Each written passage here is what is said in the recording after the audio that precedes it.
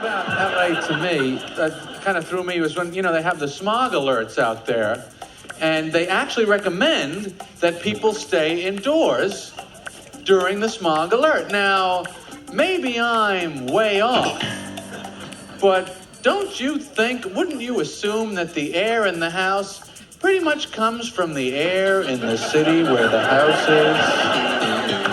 I mean, you realize it is now possible for parents to say to their children, all right, kids, I want you in the house and get some fresh air.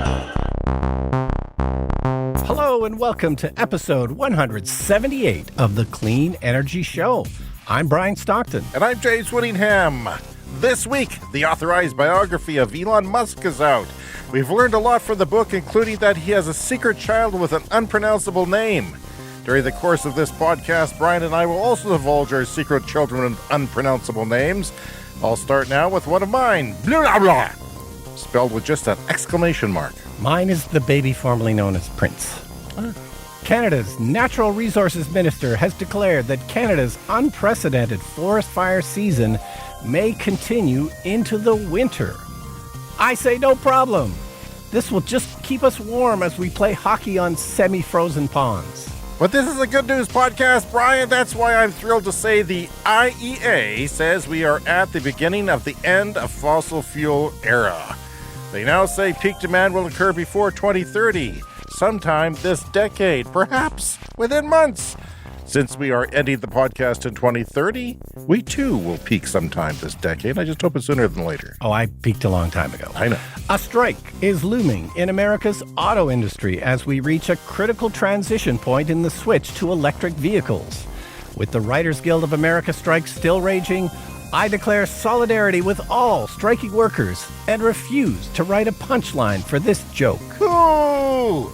All that and more on this edition of the Clean Energy Show. And also this week on the show, LED bulbs in the United States. Who's got them? Who doesn't? And who's going to be forced to get them?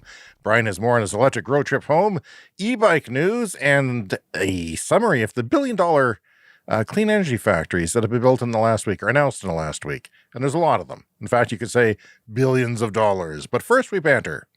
Yeah, here we are. The banter. I just always wanted to say that from the... Yes, you stole that from The Business from KCRW. Will you go back from your road trip? You're here now in our city, together again, across town, but together. And how did it go? Yeah, it was a really great road trip, like probably one of the most scenic drives you can possibly do, I think, anywhere in the world, like the terrain that we saw from all the way down there to all the way back. I wanted to mention the charging. The Tesla charging infrastructure worked absolutely flawlessly, and it was a mixture of the version 2 and the version 3. So about half of them were the 150 kilowatt chargers and about half of them were the 250, the newer ones.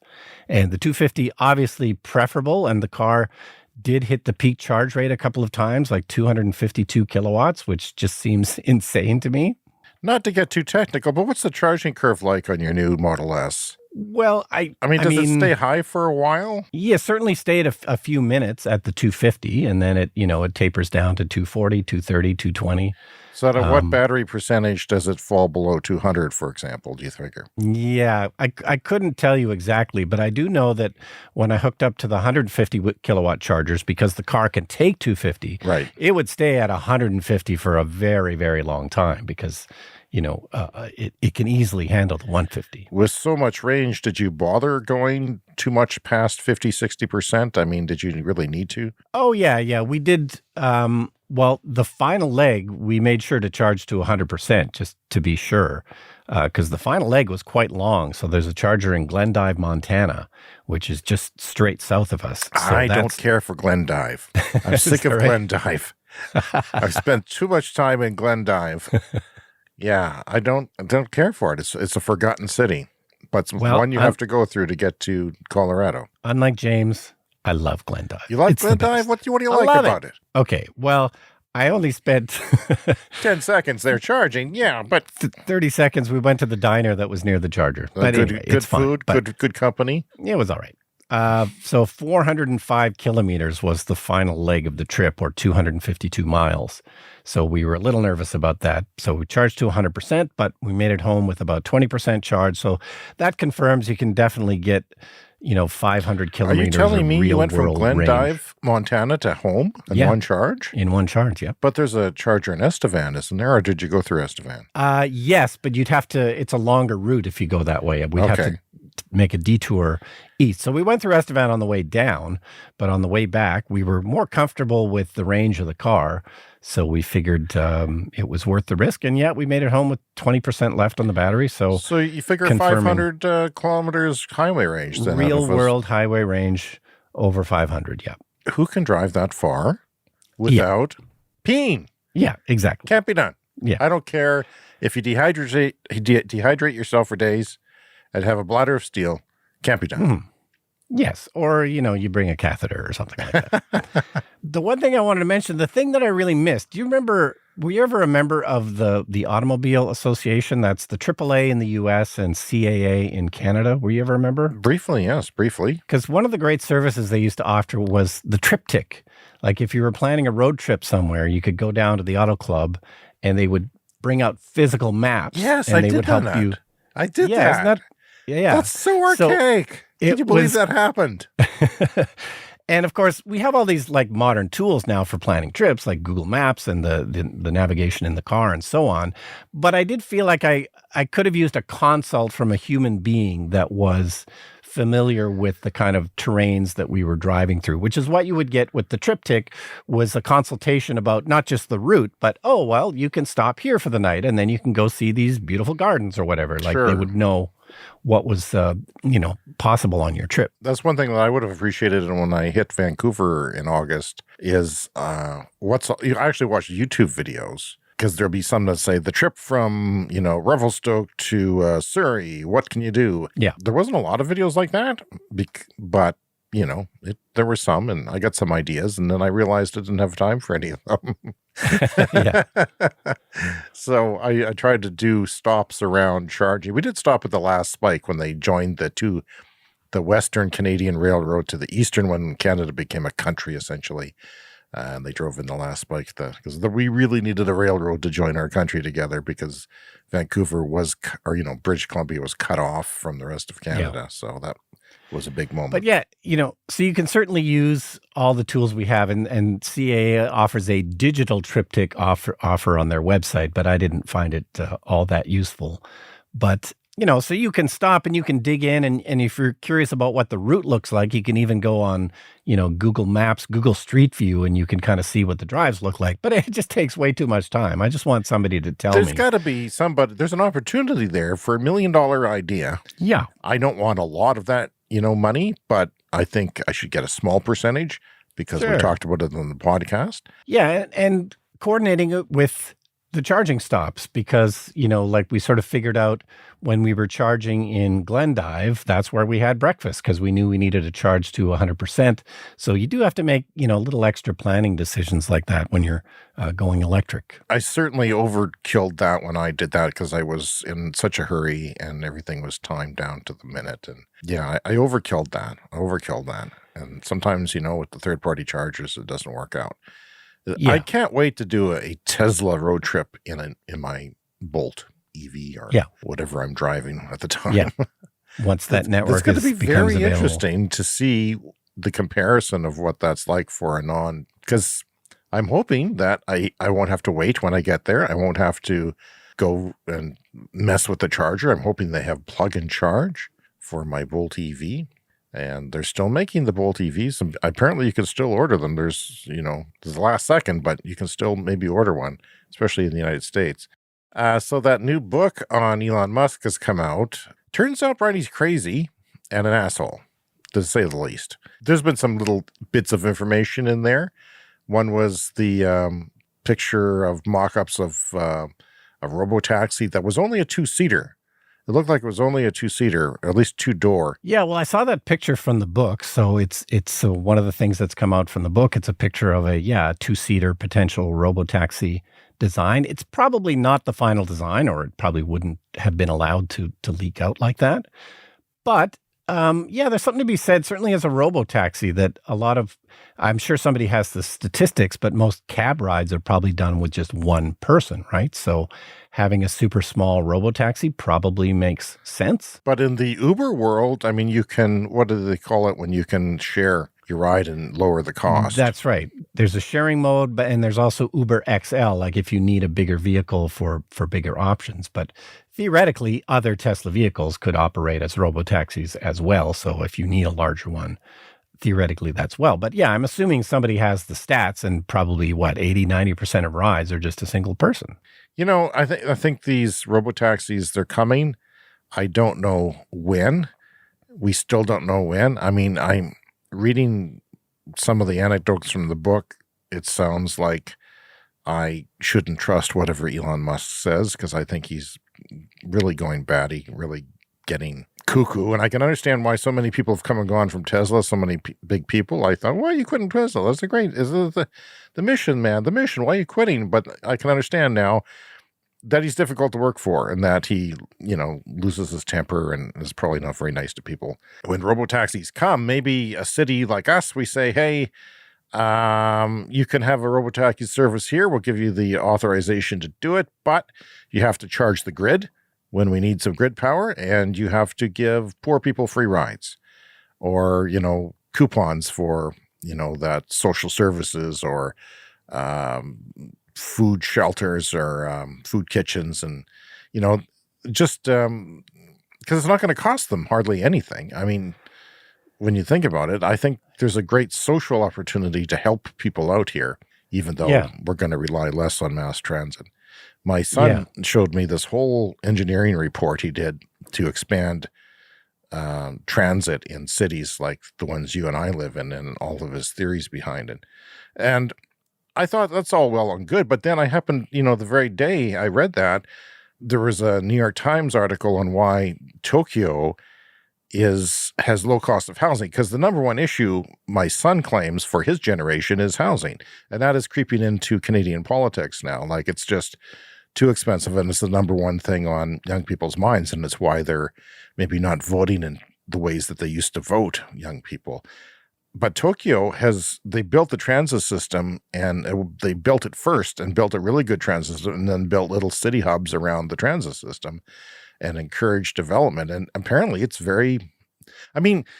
it's true that a Tokyo apartment is not the same size as, an LA apartment, but still the fact that it's a growing city, huge city, and they're still very affordable. There's something to be learned, because we have these discussions, me and my kid, all the time, and I say, well, what's an example of what works? I have no idea what works. The government can't seem to, pull a lever and fix this. So what's the solution? And I don't know that anyone does, but transit might have a lot to do with it. Well, sure. And of course, Japan and Tokyo, density, right? Like, they've got amazing density. It's a tiny country. I mean, how many Japans could fit into Canada? Like, probably 100? I can put one in my back pocket.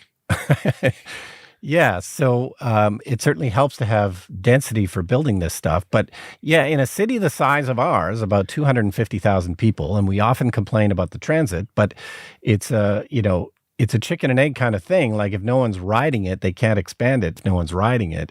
So the transit service is quite poor. So for a city like ours, like maybe just you deploy a couple hundred of those little tiny robo-taxis, and if you're under a certain income level, you ride for free. It's probably cheaper than maintaining their whole bus system. In a perfect world, the idea is that one day, robotaxi companies, there'll be maybe a couple of them theorized, like your Windows and your Macintosh. Basically, it's software. And there'll be a big one and maybe another room for another one. And when they move into a place, they'll want to power everything by their own electricity with the cheapest source of electricity, which is solar. And so it'll be powered by renewables, so we won't worry about that.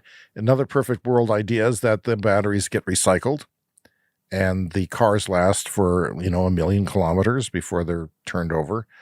And then the batteries are completely recycled and the critical minerals are coming out of them and put into that. Another thing I was doing this week is surfing YouTube, as I want to do. And Markham Hislop's podcast, YouTube channel had a guest on from, well, his name is Andries Wantner, solar analyst from Rethink Technologies, not the Rethink X that we talk about a lot on the show. But I was interested because he's talking about what the limit to solar efficiency is. This is a question that I've been wondering for the 3 years we've been on the air with this show. Anyway, his guest talked about perovskites, which is starting to get deployed now commercially. We've been looking at those for years and years, since the mid-teens, I would say. And now they're making their way into actual commercial development. So this is what he said about the potential for perovskites, this particular kind of solar material, and combining them with other materials, including their own 3 layers of themselves, for example, and what the theoretical limit might be. They will definitely get to 30%. I would expect that actually to happen in 2030. If you look at theoretical efficiency limits, you're looking at 29.4 as the theoretical limit for traditional silicon, and we're already able to produce a 24.5% efficient module, so you're losing 5% efficiency. For example, a very futuristic concept of perovskite in tandem with a different perovskite that has a different absorption spectra, and then a third perovskite as well with another different absorption spectra, that actually has a theoretical efficiency limit of 50%. Now, the full module efficiency wouldn't be very close to that, but I do expect that whether it's a tandem of whatever kind, I think will be easily north of 30%. Leading companies like Oxford PV say explicitly that their target is to reach things like 37%. So we're not done with solar, Brian. Solar is taking over the world. I mean, I could talk about stories every week about solar taking over the world. There's amazing, and it's just, and since the Russian invasion of Ukraine, it's taken off. But we're not done yet. This people are talking about, the clean energy transition. We haven't started. This is the tip of the iceberg, hasn't been even witnessed yet. That this tsunami of change that is coming because of the economics, well, no, they haven't improved solar efficiency that much, but they've come up with ideas. I mean, bidirectional panels, for example, we're seeing those deployed where we live. So you pick up energy from both sides of the panel, and that bumps up a few percent of efficiency. And when you bump it up a few percent of efficiency, well, that's producing all that for 30 years, right? It's that much more from that same panel for that same cost, eventually the same cost. When that happens, the levelized cost of electricity from solar even more crazily outcompetes everything else. So yeah, we're not done yet with solar. Yeah, those 1 or 2%, it can make a huge difference when you think about all of the factories around the world making panels, and they're just cranking them out at an insane rate. And if the entire world can go from even just 21% efficiency to 22%, with the worldwide output, that's actually an insane amount of power. And he even goes on to say that a lot of the perovskite panels will be manufactured in the United States. When we interviewed the analysts from Bloomberg a year ago, when the Inflation Reduction Act was announced, they were kind of, curious about how this would play out. Would we be able to bring manufacturing to the United States? Holy cow. If people knew what Biden was doing in the United States, he wouldn't be so down in the polls. Like it worked. It's all these factories. We'll talk more about it later, but all these factories and all this manufacturing is in fact in a year coming to the United States. If you spend the trillions, it will come, or trillion, almost a trillion. I think it's a lot, perhaps, over the time. So yeah, it's happening very, very fast. And I assume it's the cost. So the perovskites are still a bit more expensive to make than the regular silicon panels, but they're working to bring that down. Working to bring it down, and they haven't exploited it. For instance, he said they'll have different layers that absorb better at different frequencies and then combine the layers and, different spectrum of the light. And then, and they're still working on those now and improving. And some of them is not new development. It's just combining things that, doesn't take 20 years of lab research to make. It just, they combine something and then it works and then it's in the field already. Well, the bifacial is the perfect example. It's like so simple. It's like, why did we think of that sooner? I'd never in a million years would have it occurred to me to put them on both sides of the panel, but it makes total sense. All right, so we've got a couple of e-bike updates here. Rad Power Bikes. This is a Seattle-based bike company, which I think is maybe now the largest e-bike maker in the United States. And they've announced their biggest update to the lineup yet. They're promising full UL compliance for the batteries and for their e-bikes. We've talked, of course, before about fires with electric bike batteries, and this has been a problem in New York City. They've been working on banning potentially unsafe bikes. So going with this UL certification is kind of the way to do it. So their e-bikes are going to be UL 2849 and the batteries will be UL 2271. So there's a separate certification just for batteries and then another certification for the entire bike, the whole drivetrain on the bike. And Rad Power Bikes has said that they're actually going to go for both. They're going to get both things kind of certified separately. So when you have places like New York City that is looking to ban e-bikes inside of buildings, the way to get around that is, okay, well, let's go with UL certified. And we've seen the same thing, like dorm rooms in universities have sometimes banned e-bikes. It's still new technology, so it makes sense that they might do that. But they're doing it sometimes without, this kind of loophole or, there should be a separate part of a regulation that has to do with these UL certifications. So it would make sense that if they are UL certified like this, then they should be allowed into dorms, they should be allowed into apartment buildings in New York City, etc. You might say, well, why aren't all e-bikes UL listed? Well, I looked into this when I was buying my first EV supply equipment for my Leaf. I bought a Amazon thing for a couple $100, and it did last me 5 years, and it didn't burn down my house. People told me, and it was just a charger, like a 240 volt charger, 3.3 kilowatts or something. Everybody told me don't use it; it's not UL listed, and I looked into it, and the UL listing is expensive. So if you're not making a lot of something, you can't do it. If you're just making, back then, 5 years ago, how many people were buying EV chargers even off of eBay? Well, it would have, quadrupled the cost just to get UL listed for a small number of things that you're selling. Yeah, it's like if you're a farmer and you want to get your produce certified as organic or something like that, it's quite a process. Yeah, and expensive. So that's the reason why. And maybe it's too bad that it's so expensive, but it's a good idea because, like we've said, if you charge your e-bike battery, a lot of the times they're not like the charger that I have for my snowblower or my drill, which will turn off. It'll have its own battery management system. That's not the case with e-bikes for some reason. They just charge, and you're supposed to unplug them after 6 hours. And if you forget, well, it's not that your house will burn down, but it could. I mean, it increases that likelihood that something bad can happen. So that's unfortunate.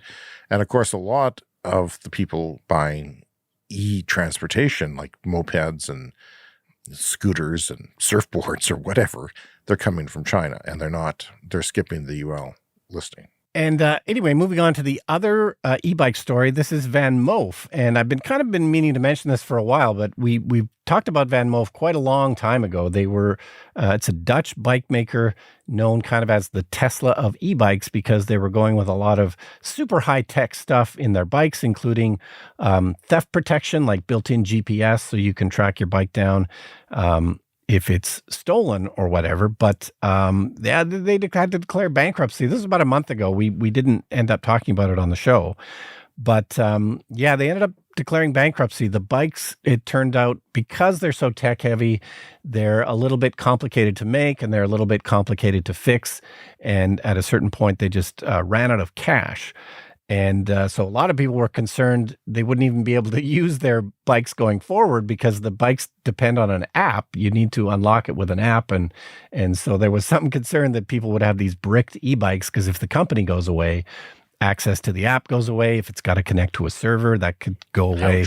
But anyway, they have found a buyer. McLaren applied scooter brand Lavoie has purchased Van Moof, and they are going to shepherd the company into the future. So it says this is from Electrek.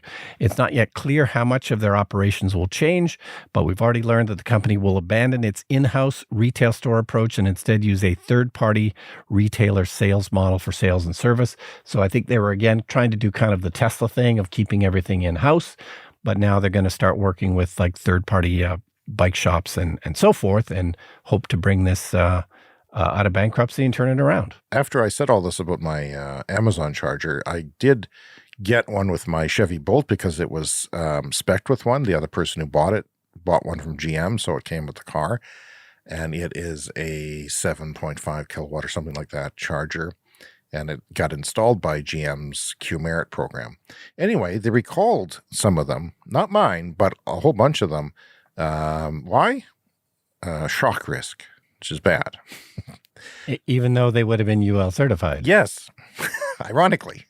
So, but it's not shock to kill you. It's shock to, it's such a fraction of a second, like a small fraction of a second, that it wouldn't kill you. I don't think. Me, it'd probably kill. Anything, like a mosquito would kill me. But anything could kill me.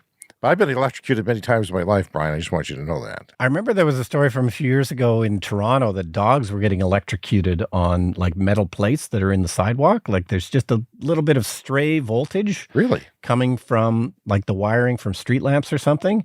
And it's not enough to affect a human, but a small dog could walk on one of these metal plates and just lights out. Oh my God. I know. I haven't heard of that. Brian Bloomberg has a story on light bulbs, your favorite subject, LED light bulbs. Last month, new lighting energy efficiency rules took hold in the United States, requiring new light fixtures to provide at least 45 lumens per watt of electrical input.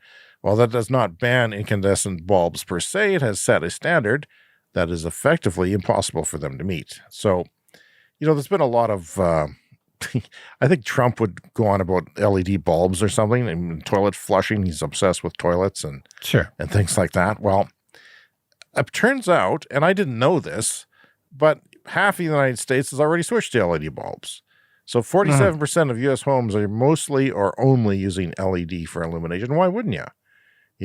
Why wouldn't you? This is a weird thing I noticed on my road trip down through the U.S., down to Colorado. Restaurants don't seem to have the portable like debit credit machines that we have in our restaurants in Canada. I don't know if I've noticed that, but like 20 years ago when you went to a restaurant in Canada, you'd give the server your credit card, they would take it away, ring it up, bring you back the thing, and you'd sign it. We haven't done that in Canada for 20 years because everybody has mobile debit and credit machines. Nobody had them anywhere, any restaurant we visited in the U.S. How did you pay? Well, you give them their credit card, they take it away, they ring it up, they bring it just like we did use, 20 years ago.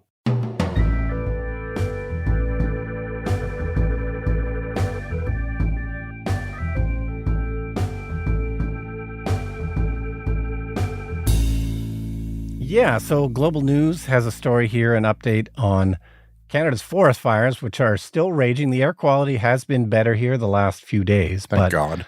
I've never had to so regularly check. Like they now have a smoke forecast on Environment Canada, and I check it every single day because I don't want to end up breathing in a bunch of smoke if I don't have to. And we had that. I've been rewatching Seinfeld, so I just happened to come across that clip that we played off the top of the show of Seinfeld talking about going indoors where the air quality is better. But of course, if you have an air conditioner or a heat pump, there is some filtering going on there. So you do get better air indoors if you are filtering it that way. But anyway, we have a report here from Global News, clip here from Jonathan Wilkinson, who is the Natural Resources Minister for Canada. I would also note that fires may continue to smolder in British Columbia and in the Northwest Territories over the coming weeks. Indeed, despite the arrival of cooler night temperatures and decreases in lightning activity in the fall, ongoing warm and dry weather may contribute to new fire starts, and there remains a likelihood that some existing fires may continue to be active through September and possibly later into autumn or even winter. That's depressing. So that was a bit of a wake-up call to have a forest fire season continue into the winter. But of course, it's going to depend on a lot of just basically the weather conditions. So another quote here from Jonathan Wilkinson: wildfires have already occurred in Canada, but what is new is their frequency and their intensity. The science is clear. The root cause of this is climate change. I mean, I don't see how you can ignore this when you live in Canada or the northern U.S. that has experienced our delightful smoke. It's lots of people are still managing to ignore it and pretend that it's arson or something like that. But a couple more stats here. And of course, even if it was arson, the place is burning instantly because it's dry, because of climate change, but it's not dry, arson. Because of climate change. So a few more stats here. According to Natural Resources Canada, the country saw a total of 6,174 fires as of September 6th, with over 1,000 burning currently. 284 evacuation orders this year, with 232,000 people having been evacuated. So this is 16.5 million hectares have burned so far this year in Canadian wildfires. That is 4 times the size of Switzerland. Yeah, well, I know this. The skies are blue, but they're not real blue. They're still white in the sky from the haze, from the forest fires. And that's interrupting my nature, because nature is outer space. The galaxies, that's part of our nature, and it's getting obscured. That and Elon Musk's satellites. We saw it all the way down to Colorado. There was always just a slight bit of haze in the air, not like, super bad or anything, but there was always a haze, and I'm pretty sure that's what it was. Can you imagine if California was burning? They have a wet season. They have had floods this year for the first time due to climate change. But, I mean, if Canada was burning and California was burning, and maybe Montana and Oregon and Washington State also had fires, I mean, it would just be, we're kind of lucky that it's just moved the dryness north, but it will fluctuate from year to year. And I would like to live my life not seeing another year like this one, but I know that's not going to be the case. I know that's just wishful thinking. At least we can hope that maybe next summer it just won't be as bad as this one. The International Energy Agency has moved up their peak oil demand timeline, which is music to my ears, chocolate to my stomach, good things all around. I can't get enough of hearing that, This is from the Financial Times. Brian, the world is at the beginning of the end of the fossil fuel era, according to the leading global energy watchdog, which for the first time has forecast that oil demand, natural gas, and coal will peak before 2030. That is to say, our podcast, which ends at 2030, we've always said we're stopping at 2030 because everything's going to be fine then. This is a limited series, only till 2030. Science can only keep me alive for so long. The International Energy Agency last year was predicting several years later, like 2030 and beyond, and maybe even the mid-2030s. And 1 year is all it took for them to change that. So, hey, maybe we're not even done. Maybe it's going to creep up on us and it's going to happen before we even know it. We could wake up one morning and find out that, hey, it's done. Of course, it takes a while to see. It plateaus for a while. But yeah, that's what they're saying. And big thanks to Vladimir Putin, who absolutely accelerated the switch to clean energy in Europe. Friend of the show. The International Energy Agency projected that the consumption of the 3 major fuels would start to decline this decade because of the rapid growth of renewable energy and the spread of electric vehicles, which we love here on the show. We are witnessing the beginning of the end of the fossil fuel era, and we have to prepare ourselves for the next era. A lot of people aren't, especially where we live. The IEA head Faith Burrell said of the projections due to be published next month in the body's World Energy Outlook, it shows that climate policies do work. Questions remain, though, Brian, because people are kind of freaked out by how fast the world is changing. And, voters get scared. Plus, there's a high cost of living going on right now while we're spending money on these things. And so there's not unity in the voting world necessarily. But I think economics hopefully have got the case taken care of. It's unfortunate that not everybody is on board, but when it is happening so rapidly, you can kind of understand. A lot of people aren't really wired for that type of quick transition. Okay, so we mentioned this briefly last week, but I just wanted to talk about it again. Joe Biden, this is from Electrek. The Biden administration has announced $15 billion in funding to retool existing factories so that these factories can produce electric vehicles and batteries. So another $15.5 million, and it's a combination of grants and loans, $2 billion in grants and up to $10 billion in loans to help convert these existing factories over to electric manufacturing. And I'm just wondering if it seems like I don't know. It seems like they can see the writing on the wall, and there's another bankruptcy in the future for these legacy automakers. Ford is the only one that did not go bankrupt previously. But you can imagine that there may not be an appetite to bail them out again if they do end up going bankrupt. Politically, that might be difficult. In the States, yes, but what about Japan? Japan, their economy relies on Toyota. Yeah, well, they haven't had a first bailout. The U.S. has already had a first bailout. Japan has never had one, as far as I know. But they've thrown money at Toyota to help them develop EVs recently. Not a huge amount of money, but they've, Toyota taking government handouts. Come on, that's new. It seems a bit weird, but I don't know. That's what it seems like it's designed to me, is to sort of cut off the bankruptcies before they happen. But I read a piece on Volkswagen. Even they're getting their butts kicked in China. Yeah, and the Chinese now, because of the Chinese economy, are now pushing their EVs in Germany. So they're facing stiffer, faster competition than they otherwise would have because of the Chinese economy. So it's interesting how these things work. But I mean, Volkswagen, Toyota, a couple of the biggest automakers in the world, to think that they could be under threat, and they really can't afford to screw up. No, and Toyota is still planning to make around over 9 million vehicles this year. So they still, it hasn't really hit them yet, but it's presumably going to happen at some point. And I read this piece on the policymaker in China who came up and pushed for, China to go to EVs. He's like the grandfather or the godfather of EVs in China. He, pushed that policy, and they actually adopted it. And here we are. It's working out well for them, manufacturing as well. They're a leader in global EVs right now because they had a start on it. I mean, BYD was starting out in 2007, 2008, when Buffett invested. But anyway, this guy says that he's now pushing hydrogen vehicles, that, there's, we got to go heavy on hydrogen because there's parts of China that's remote. I mean, think of Canada. Think of where we live in Canada. Well, you're doing just fine. Thank you. Yeah, it's Brian fine. Stockton with your Model S, with your potentially 650 kilometer range. I'm doing fine with my Bolt. We don't need hydrogen. Yeah. It's That's ridiculous. very strange. The number of hydrogen vehicles sold in the world last year was like, I've sold more pies at garage sales. You know what I'm saying? It's just, you could count them.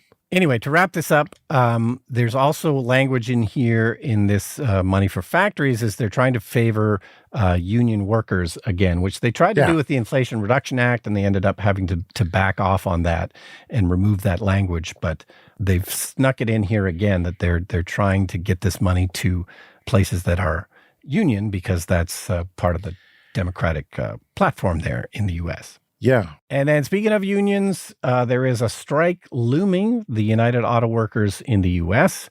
The first deadline is a couple of days from now, September the 14th. And it is possible that for the first time in history, they're going to strike all three automakers simultaneously. Apparently, that's never happened before. And they're looking for very large wage increases as well as some other things. The initial demand was 40% wage increases. They've now reduced that to 36%. And that seems like a lot, but you got to remember inflation has really been ridiculous in the last couple of years. So they're going to need some kind of fairly decent increase just to combat inflation. But they're asking for other things, possibly a 32-hour work week, a resumption of traditional pensions, a restoration of retiree health care, a boost in pension payments. So they're asking for a lot, and this is coming to a head in the next few days, and we'll see what happens. I hope it's not a long strike. Otherwise, well, it'll be bad for the workers and bad for prices of used cars. It'll start going up again. And we're still having trouble, getting that. Yeah. Supply chain out there, but it's kind of benefited EVs in a lot of ways too. No, and it's kind of benefited the auto dealers in a way because with constrained demand, the dealers have been able to sort of sell everything for higher prices than they normally would. So, a short stoppage would probably, start cranking up those prices again. I don't know. We'll just have to see. So in addition to Joe Biden putting billions into retrofitting factories, I was struck, and I'd never got a chance to even finish this. But this is a few of the battery factories' announcements from this week. You know how we have them all the time when they said they're daily? Yeah. That's not what's actually happening. It's insane. It's insane. It's hard to believe. And yet, I don't know who's paying attention to this other than our listeners. I mean, our financial investors types reading, the Wall Street Journal and learning about this stuff. Is general society even aware of all that's going on? People who get the jobs at these factories will be aware. The communities that they go into will be aware. I mean, I think probably not. Like, just imagine historically, if there was a news story 5 years ago about a battery factory, would anybody have cared about that? No. I don't think so. No. So they're bringing a $2 billion EV battery factory to Illinois, Goshen, creating thousands of jobs. A $2 to $3 billion factory for electric trucks is coming to the U.S. Daimler, Cummins, and PACCAR are forming a joint venture to manufacture battery cells in the U.S. for commercial electric trucks. BMW is investing $750 million in a UK plant to build its new fully electric mini models, which, by the way, are fantastic. I don't know if you saw any of those. They're not tiny little two-seaters. They're kind of like town and country kind of minis, and they're really cool. Yeah, they made them a bit bigger, but have they improved the range on those? Yes, but the price is a bit high. I don't know if you're getting the value that you can in some other cars, but it would be a good form factor for me. It would be like a Bolt, but a little wider and a little bigger and a little roomier. So I was kind of interested in that, but then they said, it's going to be probably, they haven't announced the price, but they're expecting a higher. And also, here's the pisser. They're not selling them in North America. Oh, well, just earlier this morning, I was watching the new Apple keynote was today where they announced the new iPhone and whatnot, and the new Apple Watch. They're putting a carbon neutral label on the box now, so that the Apple Watch is now carbon neutral according to their what they're doing, and they're planning to expand that. There was quite a bit of coverage on the Apple keynote about their carbon footprint and reducing that and eventually getting it to zero. Let me ask you this: how many did you order? 700. Okay.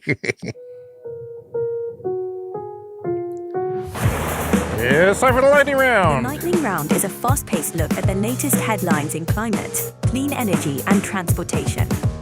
Hey, a new study from Oxford University and the Regulatory Assistance Project used data from 7 field studies across North America, Asia, and Europe, which shows that heat pumps are 2 to 3 times as efficient as combustion or resistive heating technology, even at temperatures, get this, well below zero. But in fact, they perform significantly better than their fossil fuel based competitors, even in temperatures approaching minus 30 Celsius, minus 22 Fahrenheit. I mention that because it surprised me, Brian. I didn't think that it would be efficient at all at that temperature.